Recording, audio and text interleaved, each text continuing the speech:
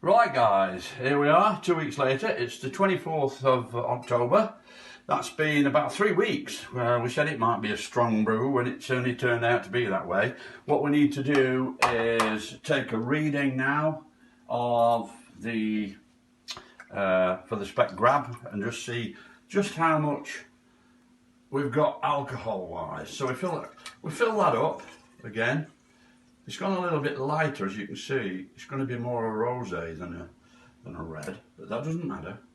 We put that spec grab, we put the hydrometer, sorry, in there, and we'll see what spec grab we've got. Oof, that's good. That's going to be strong. We get the book, we get our reading here. 1, 1. It always turns the other way. 1.004. Well, yeah, I know what that's going to be. 004. So we want blackberry 40. There we are. Blackberry 40. Spec grab chart. Blackberry 40. 1.004. We started off at 1.110, which is here. You won't be able to see this from there, but this is a chart I have. 1.110, which was 15.3 alcohol content. That's the percentage volume. That's 15.3. It's gone down to 1.004, which is another 0.7 to go on. So total is 16%. 16%. So I write that in here. That's the ABV, 16%. ABV, excellent. That's quite strong. Normally in the supermarkets, the ABV on supermarket wine is anything from 12 to 14, some 11 to 15, something like that. So this is quite a strong one, which is excellent. So we put that away. We put that away again now.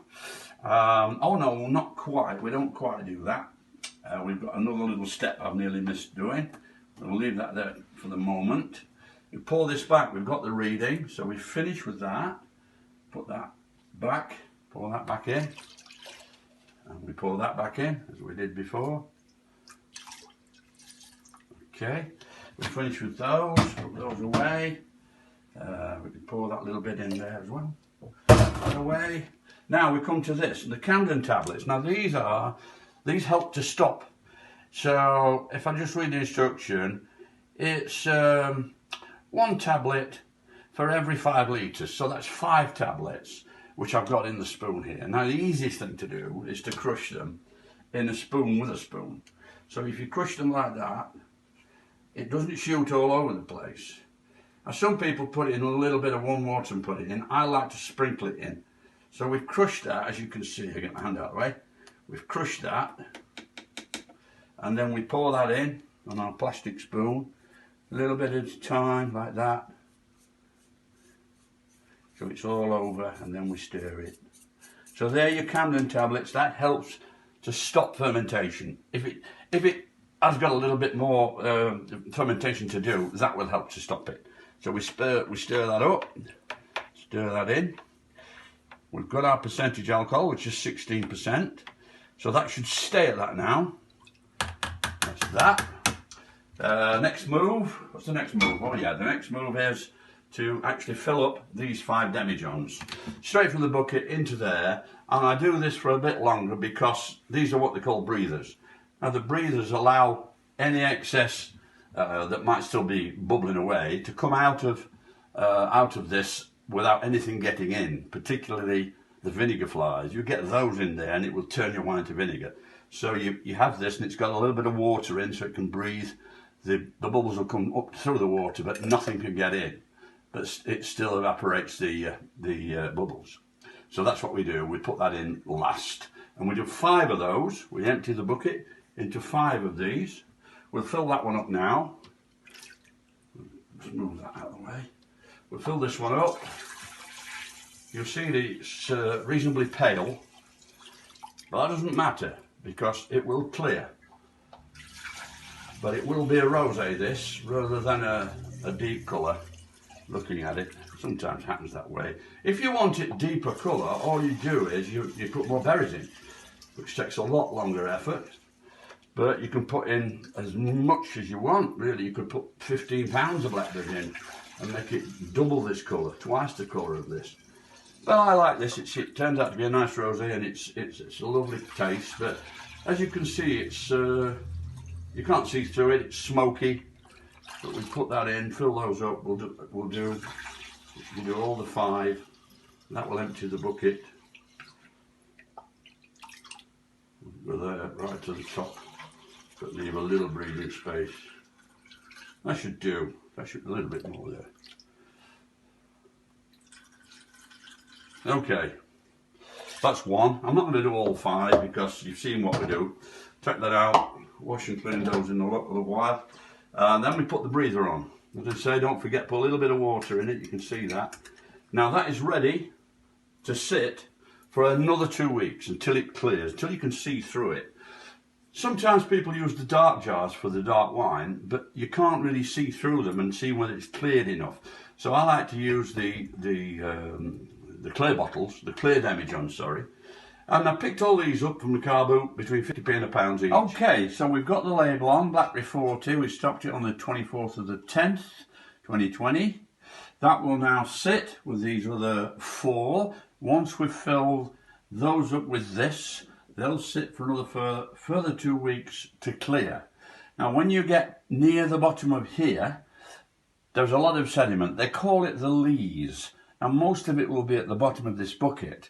But when these are clearing and when they've finished clearing, there will be a small amount of lees in the bottom of each. Now that's fine, because when we start to filter, we leave the filter pipe above the lees. You don't want the lees in, it's foul tasting, it spoils the wine. But the filter would clear any that you get in accidentally anyway. Now, if you prefer to siphon it so you don't actually disturb the sediment at all, you can siphon. You can get a siphon tube. That would be up here and that would be down there, obviously, because you're siphoning. And some people actually can get buckets, do buy buckets with a tap on the bottom, which is situated on the bottom of the bucket, just above where the lees would be. That's the purest, simplest, easiest way to do it. But not a lot of those buckets come on the market second hand, so they are quite expensive. Also, it's difficult for me because I do 4 apple wine buckets and 4 blackberry wine to last me the whole year. Now that gives me about 3 bottles a week, 4 bottles a week, something like that, for myself and friends. Now, I use electric blankets, as I mentioned earlier. Well, if you're only doing 1 bucket, you don't need to worry about the blankets. It's coming towards the winter, your heating will be on. Find a nice warm place for your bucket. Put an old blanket around it, or an old duvet or something like that, and it'll be fine. Just leave it there around 70 Fahrenheit, if you can do that, 20 centigrade, and that'll be fine. You don't need to buy the blankets if you're only doing 1 bucket. Okay, so we're now going to do that. I'm not going to show you that because you've seen how we do it. I'm now going to fill those, and I'm going to find a very cold place for those. It's better if it's cold, it settles easier, it's a lot better. So we'll cut off there, and the next phase will be, we'll come back to do the filtering and the bottling. So we'll cut off there and come back to the filtering later. Okay, we've filled up all the demijohns, we've put up all the breathers in, we've got the labels on them all, and we've got them sat here now in the coolest place in the house. Colder the better, it settles quicker, more easily, so it wants to be somewhere cold. Coldest place in the house you can find. Now what I'm going to do during the next phase, rather than wait for 2 weeks, I've got another brew I did earlier. It's exactly the same amount of ingredients. It's exactly the same of the ABV, 16%, identical in every way. So to bring forward the whole process for you to see, I'm going to filter that one, and it will be exactly the same as I would have been filtering this one. So again, I'll come back to you when I get around to doing that in the next few days. So keep watching.